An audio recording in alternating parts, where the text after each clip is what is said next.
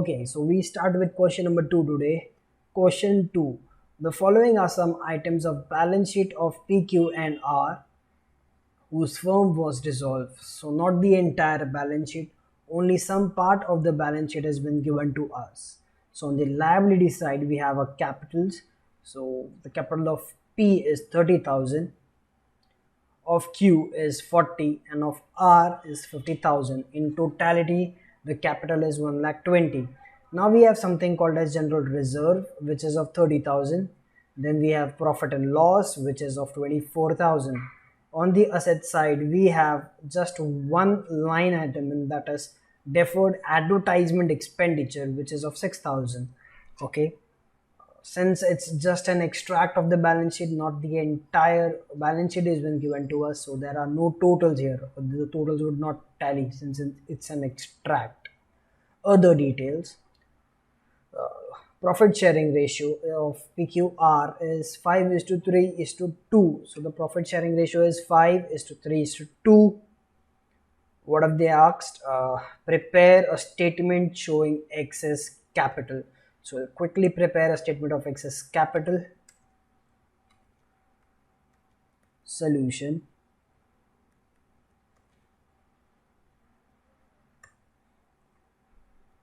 Statement of excess capital.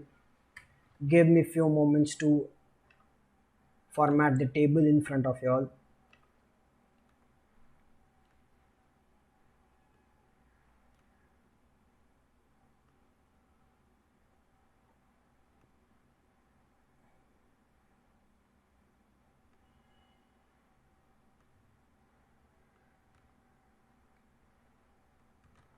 Right, serial number, particulars, the names of the partners here. The names of the partners are P, Q, and R. All right, so we will start with the format of the excess capital.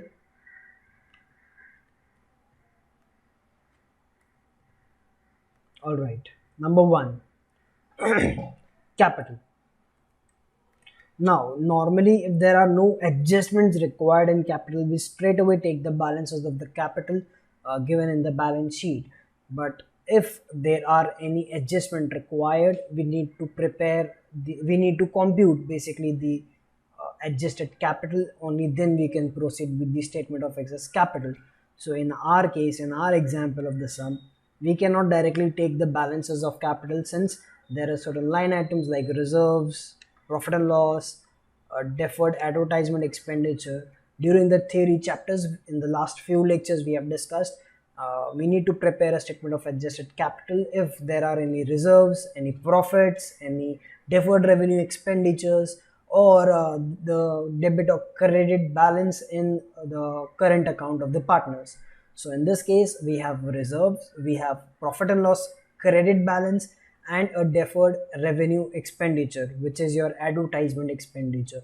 So we need to adjust those things with our capitals, and we need to compute adjusted capital. Only then we can go with the statement of excess capital. So let us compute the adjusted capital before we continue with our excess capital. So capital as per balance sheet. Now when I'm talking about the balances of the capital in the balance sheet, it is for P it's 30,000, for Q it's 40,000, and for R is 50,000. All right, now there are certain things we need to add up, like talking about the general reserve, that has to be added since it's in reserve. So add general reserve. Now in what ratio? In the profit sharing ratio, that is 5 is to 3 is to 2. Correct. So general reserve is of 30,000. We'll quickly divide that in the ratio of 5, 3, 2. So that is 15,000, 9,000, 6,000. The same thing has to be done with your profit and loss account. The credit balance in profit and loss account also has to be distributed in the ratio of 5 is to 3 is to 2. So the profit and loss is of 24,000. Let us quickly divide that. So it's 12,000, 7,200 and 4,800. All right. Now on the asset side, we have a deferred revenue expenditure, the deferred advertisement expenditure, which is of 6,000 again. Now that has to be deducted. Okay, so less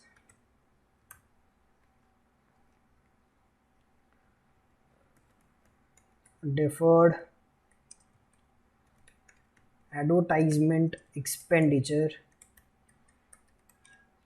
that again has to be distributed in the ratio of 3 is to 5 is to 3 is to 2, sorry. All right, so when I'm talking about that, it is of how much? 6,000.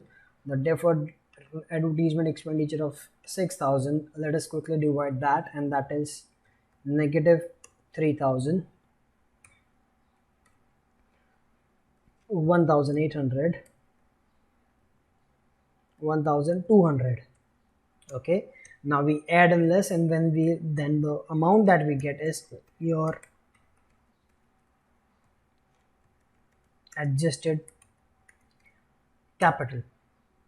So 30 plus 15 plus 12 minus 3, that gives you 54,000 here. 40 plus 9 plus 7.2 minus 1.8, that gives you 54,400 in this case. And 50 plus 6 plus 4,800 minus 1,200 would give you 59,600. All right, so now what you have got is your adjusted capital. Now we can proceed with the excess capital. All right, so now we need to write the, give me 1 second.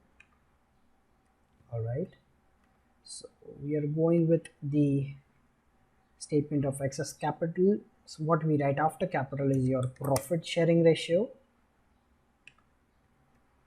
All right, yes, profit sharing ratio, that is 532. Then what we find is your unit capital.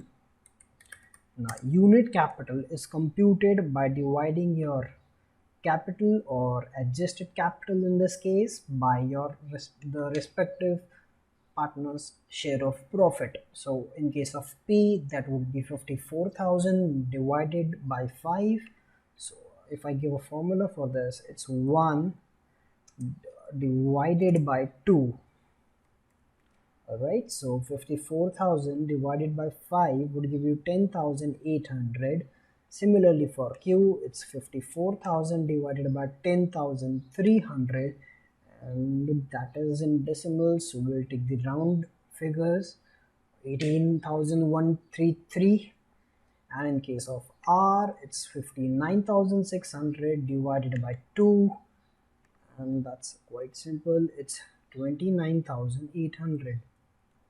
All right, after we write unit capital, what next comes is your required capital.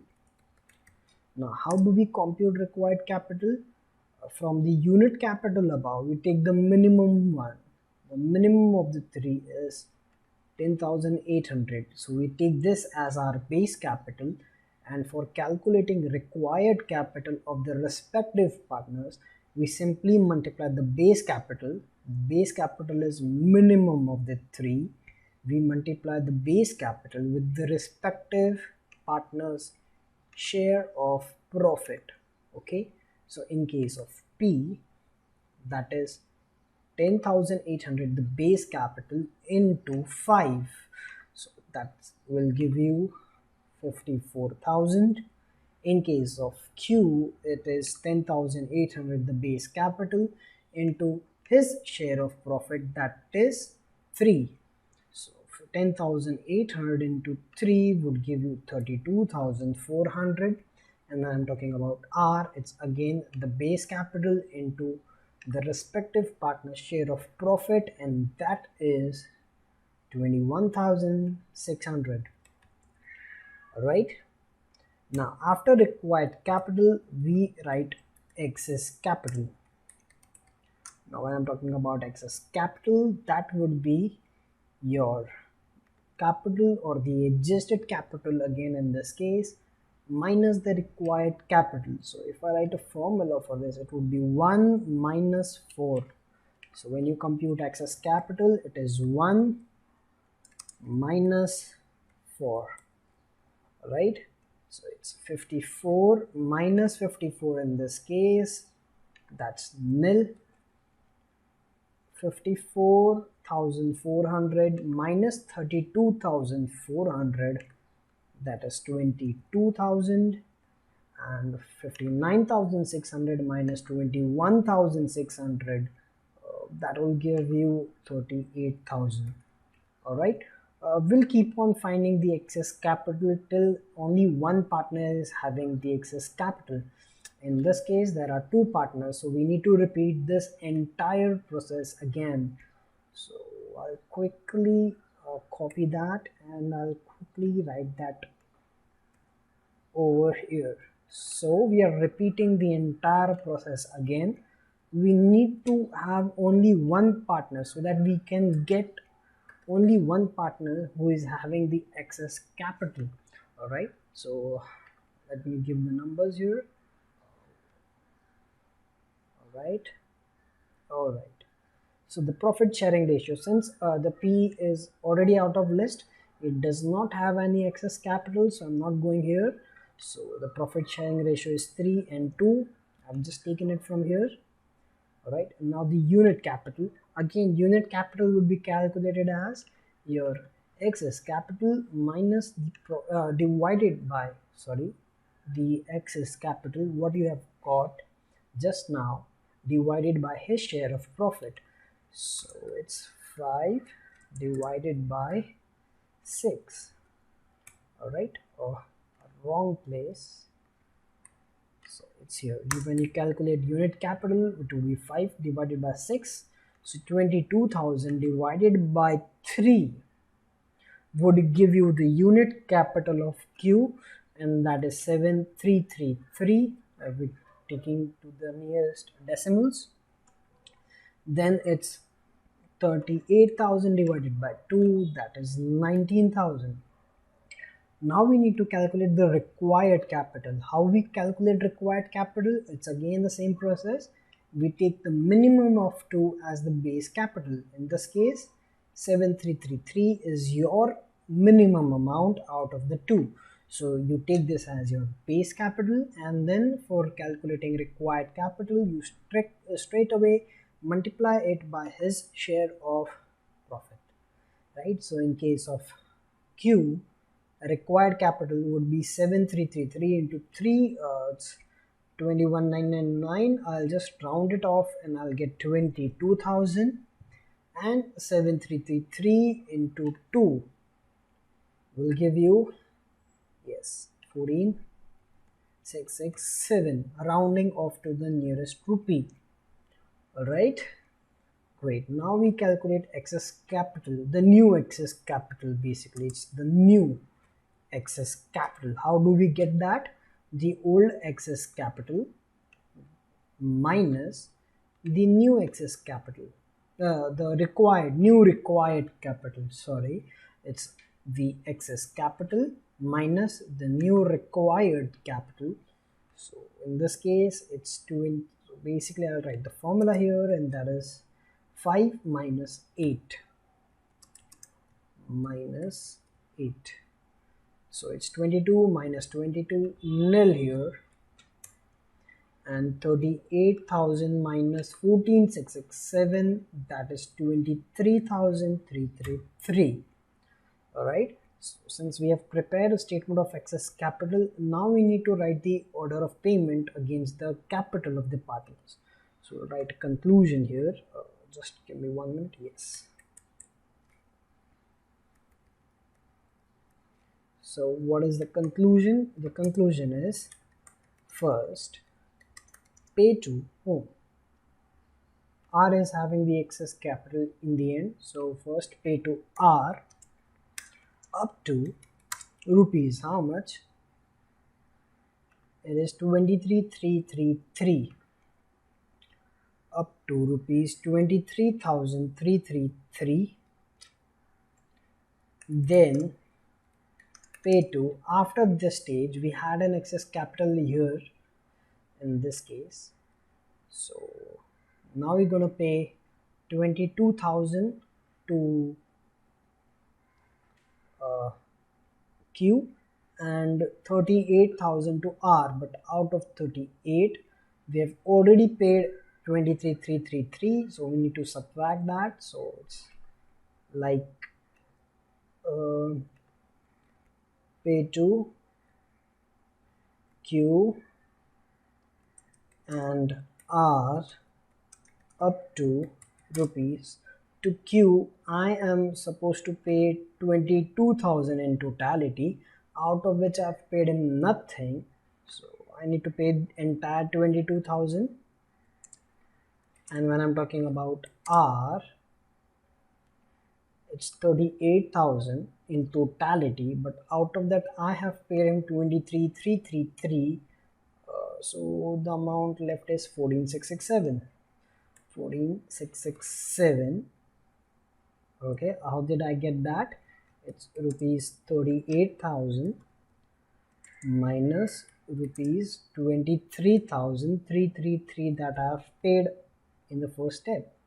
So then pay to Q and R up to rupees 22,000 and 14,667 respectively. So that is Q 22,000 to Q and 14,667 to R respectively in the profit sharing ratio, PSR. Alright, and after that, since I have distributed this excess, I have distributed this, nothing more is left, nothing excess is left, then I can pay to all three partners. So then after, to P, Q and R, that means all the partners in PSR, the profit sharing ratio. Alright, so this is the statement of excess capital and the conclusion from that. Alright, for more complex sums, do see our next lectures. We will be having more complex sums from the next lecture onwards. This is just an introduction, since this is the first practical problem that we have done.